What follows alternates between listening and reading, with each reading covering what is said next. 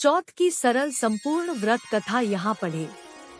Hello दोस्तों, कैसे हैं आप? आशा करता हूँ आप सभी अच्छे होंगे और बढ़िया होंगे। मैं MS यादव आप सभी को मेरा प्यार भरा नमस्कार। दोस्तों, आज हम आपके लिए लेकर लाइक करवा चौथ की व्रत कथा कहानी की स्टोरी वीडियो। तो दोस्तों, हमारे चैनल पर नहीं है तो चैनल को सब्सक्राइब जरूर कर ले, उससे आपको जो हमारी वीडियो आती है उसका नोटिफिकेशन आपको तुरंत मिलता रहेगा। चलिए दोस्तों, वीडियो को शुरू करते हैं।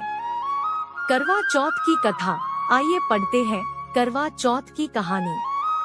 बहुत समय पहले की बात है। एक साहूकार के 7 बेटे और उनकी एक बहन करवा थी।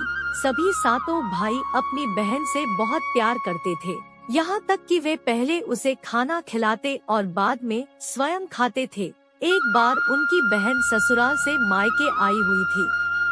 शाम को भाई जब अपना व्यापार व्यवसाय बंद कर घर आए तो देखा उनकी बहन बहुत व्याकुल थी।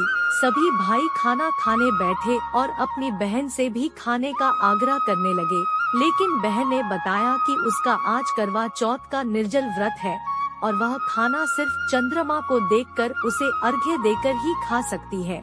चूँकि चंद्रमा अभी तक नहीं निकला है, इसलिए वह भूख प्यास से व्याकुल हो उठी है।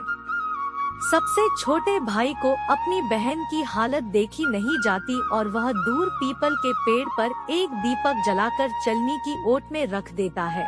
दूर से देखने पर वह ऐसा प्रतीत होता है कि जैसे चतुर्थी का चांद उदित हो रहा हो। इसके बाद भाई अपनी बहन को बताता है कि चांद निकल आया है, तुम उसे अर्घ्य देने के बाद भोजन कर सकती हो। बहन खुशी के मारे सीढ़ियों पर चढ़कर चांद को देखती है, उसे अर्घ्य देकर खाना खाने बैठ जाती है। वह पहला टुकड़ा मुंह में डालती है तो उसे छींक आ जाती है।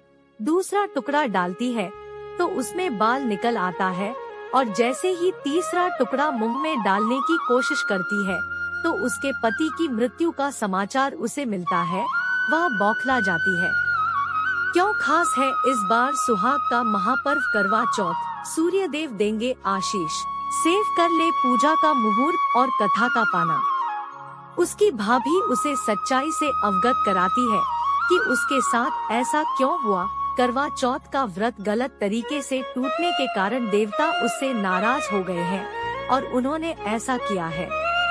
सच्चाई जानने के बाद करवा निश्चय करती है कि वह अपने पति का अंतिम संस्कार नहीं होने देगी और अपने सतीव से उन्हें पुनर्जीवन दिलाकर रहेगी।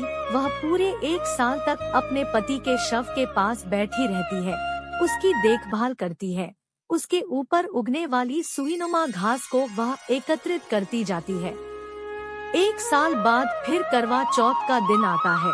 उसकी सभी भाभियां करवा चौथ का व्रत रखती है। जब भाभियां उससे आशीर्वाद लेने आती है तो वह प्रत्येक भाभी से यम सुई ले लो, ये सुई दे दो, मुझे भी अपनी जैसी सुहागिन बना दो, ऐसा आग्रह करती है। लेकिन हर बार भाभी उसे अगली भाभी से आग्रह करने का कह चली जाती है। इस प्रकार जब छठे नंबर की भाभी आती है तो करवा उससे भी यही बात दोहराती है। यह भाभी उसे बताती है कि चूंकि सबसे छोटे भाई की वजह से उसका व्रत टूटा था उसकी पत्नी में ही शक्ति है कि वह तुम्हारे पति को दोबारा जीवित कर सकती है। इसलिए जब वह आए तो तुम उसे पकड़ लेना और जब तक वह तुम्हारे पति को जिंदा न कर दे उसे नहीं छोड़ना। ऐसा कहकर वह चली जाती है। करवा चौथ पर इस बार 5 साल बाद बना है यह शुभ संयोग, जाने तिथि और शुभ मुहूर्त। सबसे अंत में छोटी भाभी आती है। करवा उनसे भी सुहागिन बनने का आग्रह करती है, लेकिन वह टालमटोली करने लगती है। इसे देख करवा उन्हें जोर से पकड़ लेती है और अपने सुहाग को जिंदा करने के लिए कहती है। भाभी उससे छुड़ाने के लिए नोचती है, खसोटती है, लेकिन करवा नहीं छोड़ती है। अंत में उसकी तपस्या को देख भाभी पसीज जाती है और अपनी छोटी अंगुली को चीरकर उसमें से अमृत उसके पति के मुंह में डाल देती है। करवा का पति तुरंत श्रीगेश श्रीगेश कहता हुआ उठ बैठता है। इस प्रकार प्रभु कृपा से उसकी छोटी भाभी के माध्यम से करवा को अपना सुहाग वापस मिल जाता है।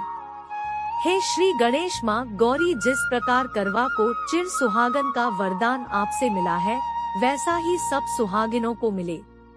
तो दोस्तों, अगर हमारी वीडियो अच्छी लगी हो तो वीडियो को लाइक, शेयर और सब्सक्राइब करना तो बिल्कुल ना भूले, और दोस्तों साथ ही साथ बेल आइकन जरूर दबा दे, ताकि हमारी जो अगली वीडियो आएगी उसका नोटिफिकेशन आपको मिलता रहेगा। धन्यवाद। जय हिंद, जय भारत, वंदे मातरम।